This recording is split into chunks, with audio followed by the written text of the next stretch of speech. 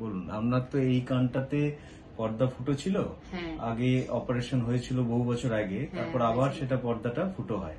তো তারপর আমরা এবারে এন্ডোস্কোপি গ্যাস সার্জারির মাধ্যমে কানের পর্দা ফুটো রিপেয়ার করি, কোনো কাটাকাটি করা হয়নি।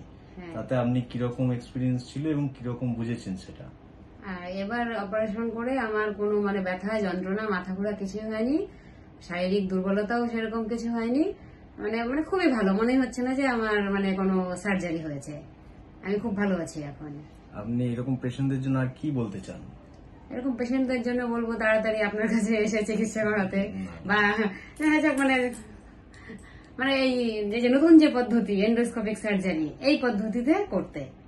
আর ওই কেটে পুরাতন যে পদ্ধতি ওটা নয়, এখন এই নতুন পদ্ধতিতে করলে তাড়াতাড়ি সুস্থ হতে পারবে সবাই।